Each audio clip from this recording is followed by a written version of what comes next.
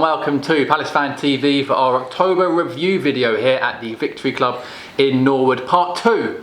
I'm Jim Daly and I'm joined by Jay Crame from the Eagle's Beak and Terence Ford from redandbluearmy.com. How you doing, lads? Very good. Thank you. Good. Now, in part 1 we looked back at the individual matches. Now we're going to look at player performances. So first of all, chaps, I want your player performance of October 2015. Terence? They're slim pickings probably from this month. I thought Zaha was excellent when he came on against Leicester. Unfortunately, that embellished the contact that he got for the penalty. Probably sullied that a little bit. Kabai's been solid throughout. I think McCarthy's been solid throughout and putting in good performances. But I think my individual performance was Scott Dann against Manchester United. And for me, it was the first time that he's performed in front of Roy Hodgson as well. And at a really key time, with friendlies coming up and Phil Jagielka injured, I think it's a really key time for Scott Dann to put in that sort of performance in front of the England setup. And he did. So now it is a case of Roy Hodgson's come, he's watched Scott Dann absolutely own Wayne Rooney, who is supposedly England's #1 choice striker. So it's now the ball's in his court, and if he doesn't pick him now, then he's never going to pick him. Well, I think we can agree he probably still won't pick him because he hasn't been recently. Jay, player performance. It's tough because there's a couple of performances, but it's like Terry said, slim pickings this month really. Kabai has been excellent all the way through the month, even though we've lost a few games. He's been kind of the centrepiece of our team as usual. But for me, the one performance that really shone for me was MacArthur against United. I think he can become an unsung hero in a way because he just gets on with the job quietly, end to end, from one end to the other, without particularly being noticed because he doesn't make that killer ball or pass or things like that, but he just gets the job done. I think he was fantastic. Interesting, you guys have both picked two players there that just sort of get on with it, sometimes sort of go under the radar and just get on with the job, don't they? Mm-hmm. Good picks. Now, what I also want from you is your player of the month for October. So your player that did the most for you, Terence, this month.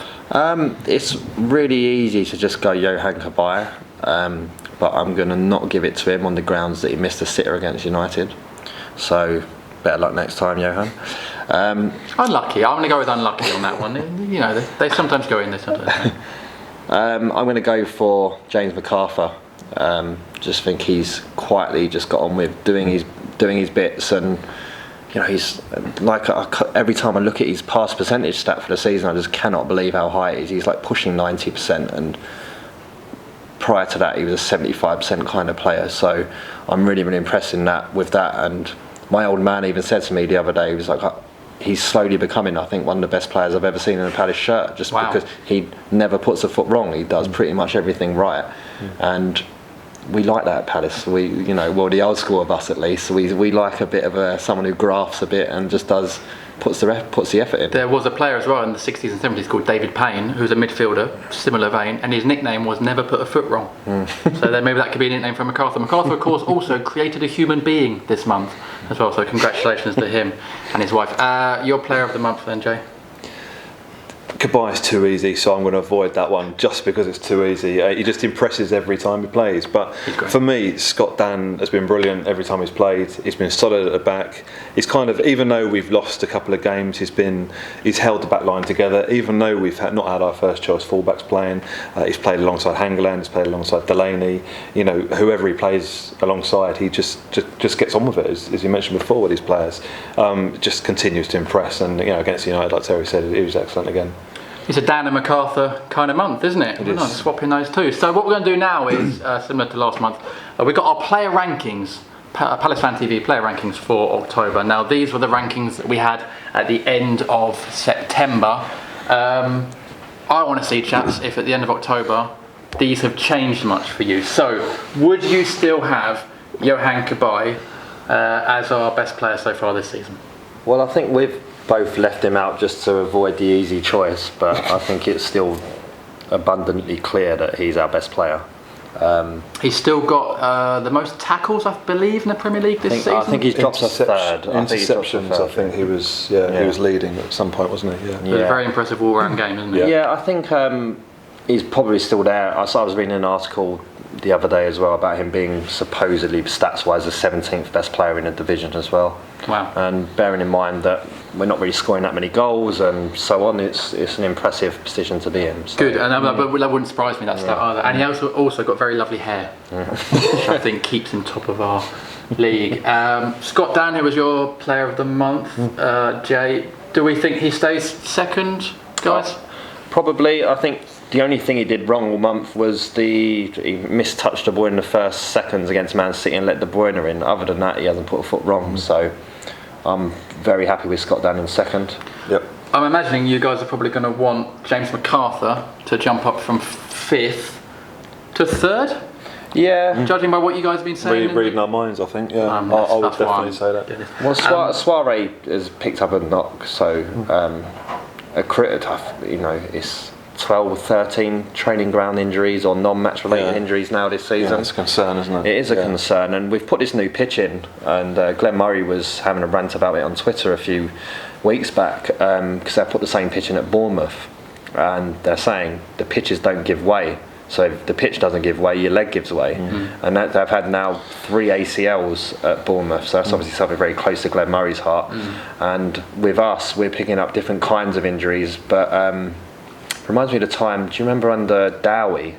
We had loads of injuries early on, and then he brought in John Harbin, and they started doing yoga and swimming and stuff like that. And the yoga match, didn't they? And then we had next to no injuries and stormed up the league and so on. So I don't know if that's anything that we should look at, but you don't want that many training ground injuries. Can't go wrong with yoga. Good for flexibility. So we're going to put MacArthur in 3rd, we think. Agreed. I think that's a very wise choice. There we go. Sacco was 4th last month. Has he done enough this month for you guys to keep him there, or even in the top 5? I think he's done enough to go back on the motorway to Wolves. Wow, very harsh. Okay, that's for a free transfer. That's a bit harsh. I think Sacco relies on having the big man up top, because he creates the big man at top will create the space for him to have a shot.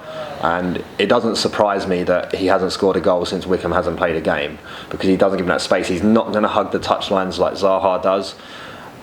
Pardew's been trying to get Balassi to replicate Sacco a bit in that way and come in field and try and get some shots. Avoided that in the last couple of games, got him to hug the touchlines again, and proved successful against United. Balassi started to look much like the player in the last sort of 15-20 minutes. Exactly right. Yeah, I mean, poor Rojo didn't know what to do with it. So I think Sacco relies a lot on the space being created for him in and around the box, which Wickham does for him. So it's a bit harsh on Sacco, but I think he's out. He's out the top. So we've got 2 spaces free. Then is there anyone that's impressed? I mean, does Dwight Gale? Been a mixed month for him, but Jay, does he get in based on that Man United performance? I think when you're looking at some of the other players, I think Gale would be in the mix in those 2. I would also nominate perhaps Wilf for some of his performances in those last few games.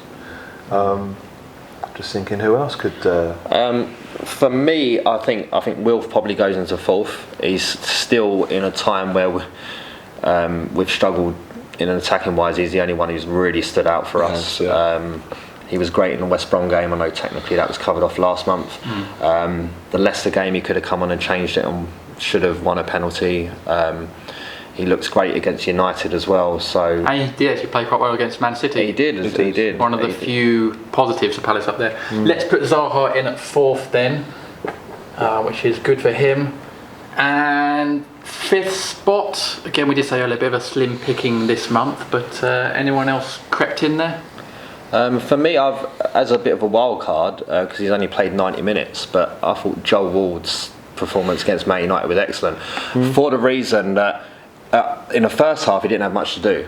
Second half, United, Pardew realised that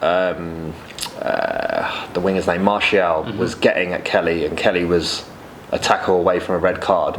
Switched them wings, put Ward on Martial, and Ward put Martial in his back pocket and left him there until we whimpered off to the other side of the pitch because he just didn't know what to do with him. So having played no football for that long, to be thrust in against players of Manchester United's quality, I thought Ward was fantastic in that game. He did play, he came on against Man City as well, had a few minutes there, but could I offer Mariappa or Kelly to you, Jay, potentially, if we're talking about fullbacks, or not? They've not done a bad job filling in for both our first choice fullbacks, as we mentioned earlier. I would still suggest Gale for that role, even though he did get sent off. But I think he's performed well in when he has been on the pitch, and particularly against United, he was one of our best players on the pitch. So similarly, as Ward had a great game as well, I would say Gale had as good a game in that one as well. For me, if it's between Ward and Gale, I'd go Gale. Okay, well 2-1 you can say. 2-1 it is. But I fundamentally disagree. Well, 2-1. It's a democracy. That is a democracy, exactly. So Gale makes it into our top 5. So there you go. That is our power rankings at the end of October. How will they change at the end of November? Tune in to find out. Chaps, thanks for joining me. Thanks for watching. Don't forget you can subscribe for more of these videos. Comment below with your power rankings. Do they match ours? Let us know how you feel. And follow us on Snapchat and Instagram as well. And we'll see you again soon. Cheers.